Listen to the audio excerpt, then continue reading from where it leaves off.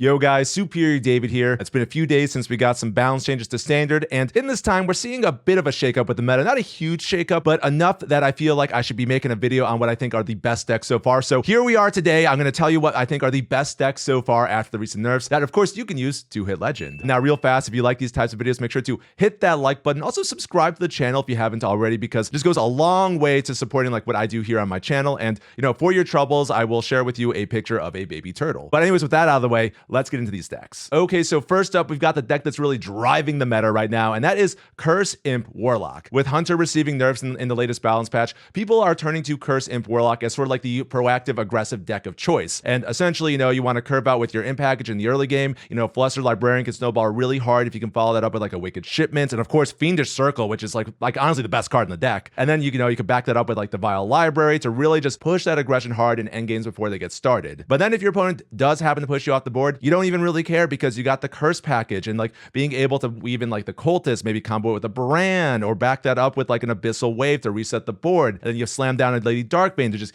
keep upping that curse damage. This damage really adds up and allows Curse Imp Warlock to just always stay in the game, even if they just lose control of the board. And so I think Curse Imp Warlock, while really good in the current metagame, I don't think it's the best deck, because there's definitely some counters that are rising up to sort of just keep it in check. And this takes us to Naga Priest, and there are a lot of people really experimenting with like a number of priest archetypes right now, like Miracle Priest and Boar Priest, and I think Naga Priest is more of just like a solid performer that I think most people will have more success with, because it's a bit more approachable than those other combo-y decks. So the idea behind Naga Priest is that you could really approach the game like really one of two ways. You know, you could like sort of curve out aggressively with like the Slither Spear, and then just keep comboing off with the Serpent Wig every turn to get this just like incremental value against your opponent. But then the other way I find to win is that you can sort of just like take it like just a slower route, and you sort of approach the game like you're playing Miracle Priest, where you wait until you have Radiant Elemental along with like the Priestess Balish, as well as a bunch of cheap spells, and then you like play all the spells on the Radiant Elemental, then you slam down a Boon of the Ascended to create like that giant taunt minion that your opponent can't really like get past, and then your opponent gets just like really salty and concedes because they're like, man, this Boonie came out of nowhere and I can't do anything about it. The Naga Priest seems really well positioned right now.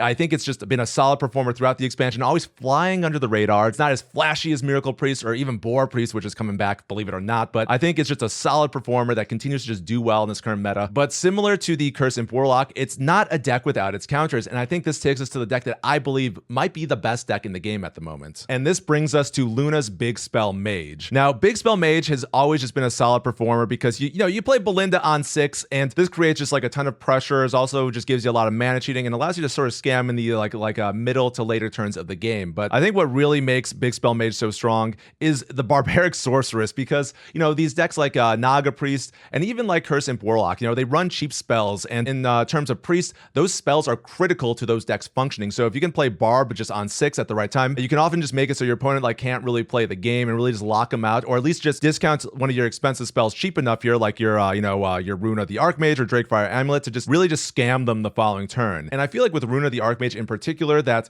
it could really just give you that like Hail Mary out that like allows you to win games that you really shouldn't be winning. Do like having like solid alibi, and even the cold case in the spell pool, it gives mages a little bit more sustain, the ability to survive that like one last turn to maybe like make it so you can like play like your Mordresh to get a lot of damage in, or maybe like like Bran with Reckless Apprentice. Where are you, Reckless Apprentice? There you are. And of course you want to be doing this after you play the Magister Dawngrasp, just to get that like scaling on your hero power, which even after this card has been nerfed, it's actually just still really good and represents just a lot of lethality. And then how could I forget that we still got good old Theotar in the mix here. It was nerfed to 5 mana, but it's still a very good card, and I wouldn't be surprised if this card gets nerfed again sometime in the next couple weeks, because it's not just good in Big Spell Mage, it's really seeing play across the board. And I think it puts in a lot of work in this next deck that I think it might not rise to the heights of Big Spell Mage, but it's still a very solid performer on ladder, and that would be in Control Shaman. Control Shaman is really well positioned because Hunter was able to put on a lot of like aggressive pressure, and with Hunters being slowed down and being more or less not really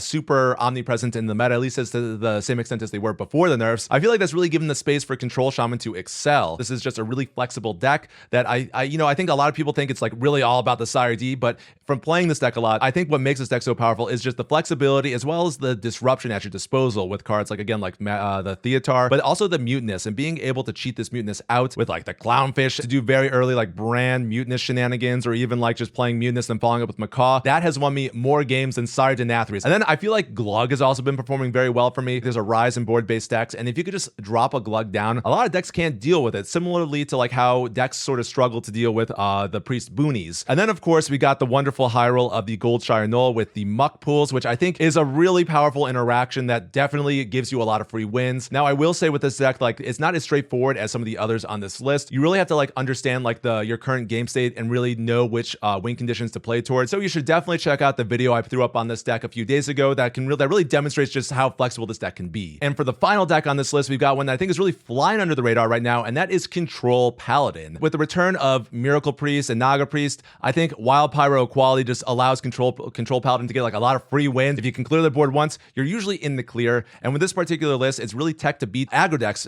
which are definitely on the rise after like the Hunter nerfs. So we've also got like Talented Arcanist, which I forgot was in standard, but you can combo that with like the City Tax to get like a whole bunch of AoE as well as healing. And then also the Consecration, which has felt a lot better than like the Righteous Defense, which I feel like normally takes the slot of the other holy spell in this deck. But scrolling down to the top end here again, a lot of people were soured on the Jailer before the balance changes, and people turned to Sire Denathrius. I think what we're seeing now is that the Jailer can actually be good in Control Paladin because a lot of decks are running, of course, the Theatar like this one is, and I think having both of these win cons in here just gives you a nice hedge against Theatar. So if your opponent steals your Sire Denathrius, that's okay because, you know, once you get down the Cariel, you don't really care about the damage from Sire D, and you can get down the Jailer, and that makes it so the damage from this card really won't do much to you. And then if your opponent takes the Jailer, they're most of the time not really going to be playing it because their decks aren't built to sort of take advantage of his effect. And again, once you get down the Cariel, the damage that your opponent can really just shove at your face is not super threatening. And what I like about this build in particular is that it runs the Rag Lightlord as well as the Battleground Battlemaster. Rag Lightlord, it gives you some nice healing after you play the Jailer, which means you're not as reliant on the Reno Jackson. But then back to the Battleground Battlemaster, it just gives you just a nice way to close out games, a little bit more lethality. And I think the approach people are starting to take to Control Paladin to sort of, again, hedge against Theatar is to just put in more win conditions. I'm even seeing lists that run like Mr. Smite. And so I think people really poo-pooed Control Paladin before the patch, but it's actually pretty decent. And I think as the list refines, it's going to just stand to get even better. So there you have it. These are what I think are the best decks so far. And just to recap, we've got the Curse Imp Warlock that's really driving the meta as like the proactive deck of choice. And this gets sort of countered by the Naga Priest, which I think is a very flexible deck that goes toe-to-toe with Curse Imp Warlock and can just win games just because of the powerful Priest buffing synergy. And then we got Luna's Big Spell Mage, which does well against Naga Priest, but also goes relatively even with Curse Imp Warlock, believe it or not. And then moving down the ladder, we got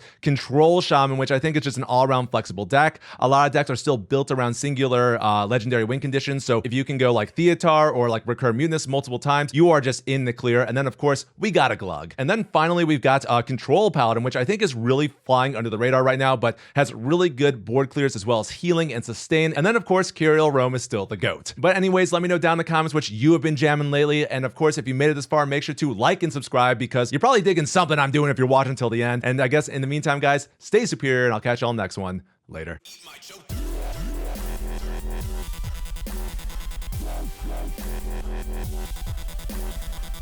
Dirt.